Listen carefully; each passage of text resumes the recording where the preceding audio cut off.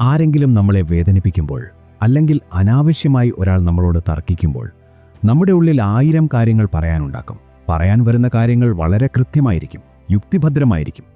പക്ഷേ സംസാരിക്കാൻ ശ്രമിക്കുമ്പോൾ തൊണ്ടയിൽ എന്തോ ഒന്ന് തടയുന്നത് പോലെ ശബ്ദമിടറുന്നു, വാക്കുകൾ മുറിയുന്നു. പെട്ടെന്ന് നമ്മൾ പോലും അറിയാതെ കണ്ണുകൾ നിറഞ്ഞൊഴുകുന്നു. നിങ്ങൾ പറയാൻ ആഗ്രഹിച്ച കാര്യങ്ങൾ അവിടെ അപൂർണമാകുന്നു. നിങ്ങൾ തോറ്റുപോയതായി നിങ്ങൾക്ക് തന്നെ തോന്നുന്നു. ചുറ്റുമുള്ളവർ നിങ്ങളെ ദുർബലൻ എന്ന് വിളിക്കുന്നു. ചിലർ പരിഹസിക്കുന്നു. ഇത്ര ചെറിയ കാര്യത്തിനാണോ നീ കരയുന്നത് എന്ന ചോദ്യം നിങ്ങളുടെ ആത്മാഭിമാനത്തെ മുറിപ്പെടുത്തുന്നുണ്ടാകാം. എന്തുകൊണ്ടാണിത് സംഭവിക്കുന്നത്? ഇതിനു പിന്നിലെ ആഴമേറിയ മനഃശാസ്ത്രം എന്താണ്? ഇത്തരം വികാരങ്ങളെ എങ്ങനെയാണ് നോക്കിക്കാണ്ടത്? നമുക്ക് വിശദമായി പരിശോധിക്കാം. എന്തുകൊണ്ടാണ് നമ്മുടെ ശരീരം ഇങ്ങനെ പ്രതികരിക്കുന്നത്? മനഃശാസ്ത്രപരമായി ഇതിനെ കോൺഫ്ലിക്റ്റ് കമ്മ്യൂണിക്കേഷൻ എന്ന് വിളിക്കാം. നമ്മളൊരു തർക്കത്തിലേർപ്പെടുമ്പോൾ നമ്മുടെ തലച്ചോറിലെ അമിഗ്ഡല എന്ന ഭാഗം സക്രിയമാകുന്നു. ഇത് നമ്മുടെ ഫൈറ്റ് ഓർ ഫ്ലൈറ്റ് സിസ്റ്റത്തെ ഉണർത്തുന്നു. ചില ആളുകളിൽ ഈ സിസ്റ്റം ദേഷ്യമായിട്ടാണ് പുറത്തുവരുന്നത്. അവർ അലറി വിളിക്കും. എന്നാൽ മറ്റു ചിലരിൽ, പ്രത്യേകിച്ച് ഉയർന്ന വൈകാരിക ബുദ്ധിയുള്ളവരിൽ, ഈ സമ്മർദ്ദം കണ്ണുനീരായിട്ടാണ് പുറത്തുവരുന്നത്.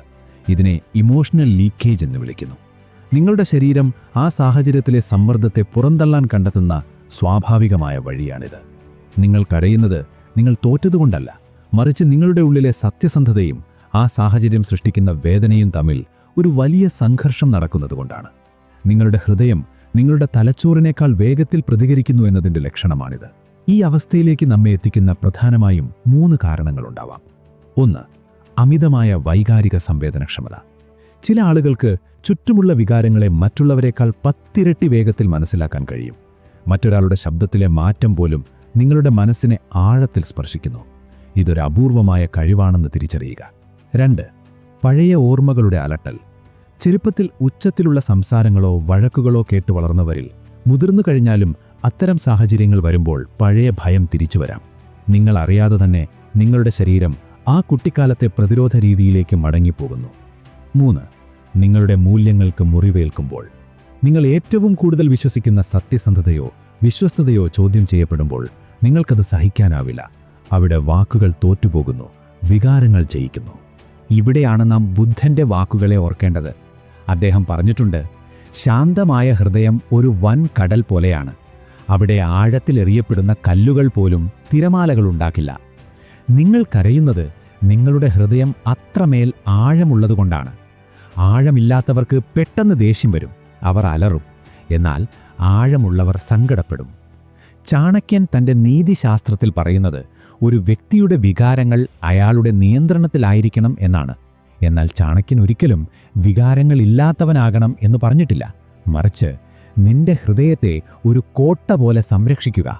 അർഹതയില്ലാത്തവർക്ക് നിന്റെ കണ്ണുനീർ കാണാനുള്ള അനുവാദം നൽകരുത് എന്നാണ് അദ്ദേഹം പഠിപ്പിച്ചത്.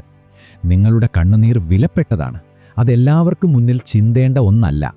ഈ സ്വഭാവം മാറ്റുക എന്നതിനേക്കാൾ ഇതിനെ എങ്ങനെ നിയന്ത്രിക്കാം എന്നതാണ് നാം പഠിക്കേണ്ടത്. 1. ശ്വസനം ശ്രദ്ധിക്കുക. തർക്കത്തിനിടയിൽ കരച്ചിൽ വരുമെന്ന് തോന്നുമ്പോൾ സംസാരിക്കുന്നത് നിർത്തി 3-4 തവണ ദീർഘമായി ശ്വസിക്കുക. ഇത് നിങ്ങളുടെ തലച്ചോറിനെ ശാന്തമാക്കും. 2. സ്ഥലം മാറ്റുക. നമുക്കിത് പിന്നീട് സംസാരിക്കാം എന്ന് പറഞ്ഞ് അവിടെ നിന്നും മാറി നിൽക്കുക. ഇത് തോൽവിയല്ല, മറിച്ച് സ്വയം സംരക്ഷിക്കുന്നതിനുള്ള വിവേകമാണ്. 3. സത്യം തുറന്നു പറയുക. എനിക്ക് സങ്കടം വരുന്നതുകൊണ്ട് ഞാൻ കരയുകയാണ്. അതിനർത്ഥം എനിക്ക് പറയാനുള്ളത് തെറ്റാണ് എന്നല്ല. ആത്മവിശ്വാസത്തോടെ പറയുക. നിങ്ങൾ നിങ്ങളുടെ വികാരത്തെ അംഗീകരിക്കുമ്പോൾ മറ്റുള്ളവർക്ക് നിങ്ങളെ പരിഹസിക്കാൻ കഴിയില്ല. 4. ഗ്ലാസ് വെള്ളം കുടിക്കുക. ശാരീരികമായി ഒരു പ്രവൃത്തിയിൽ ഏർപ്പെടുന്നത് നിങ്ങളുടെ ശ്രദ്ധ വികാരങ്ങളിൽ നിന്ന് മാറ്റാൻ സഹായിക്കും. പ്രിയപ്പെട്ട സുഹൃത്തെ, അവസാനമായി എനിക്ക് പറയാനുള്ളത് ഇതാണ്. ഈ ലോകം പരുക്കൻ സ്വഭാവമുള്ളവരുടേതാണ് എന്ന് പലരും പറയും. പക്ഷേ ഓർക്കുക, ലോകത്തിനിന്ന് ഏറ്റവും കൂടുതൽ ആവശ്യം ഹൃദയത്തിൽ നന്മയുള്ള മനുഷ്യരെയാണ്. മറ്റുള്ളവരുടെ വേദന മനസ്സിലാക്കുന്ന വികാരങ്ങളുള്ള മനുഷ്യരെ. തർക്കത്തിനിടയിൽ നിങ്ങൾ കരയുന്നുണ്ടെങ്കിൽ അതിൻ്റെ അർത്ഥം നിങ്ങളുടെ ഉള്ളിലെ മനുഷ്യത്വം ഇനിയും മരിച്ചിട്ടില്ല എന്നാണ്. നിങ്ങളുടെ ആ വലിയ ഹൃദയത്തെ ബഹുമാനിക്കുക. പക്ഷേ ഒപ്പം തന്നെ മനസ്സിനെ കൂടുതൽ കരുത്തുള്ളതാക്കാൻ പരിശീലിക്കുക. നിങ്ങൾ കരയുന്ന ആ തൊട്ടാവാടിയല്ല, നിങ്ങൾ വികാരങ്ങളെ ആഴത്തിൽ തൊട്ടറിയുന്ന ഒരു മനുഷ്യനാണ്.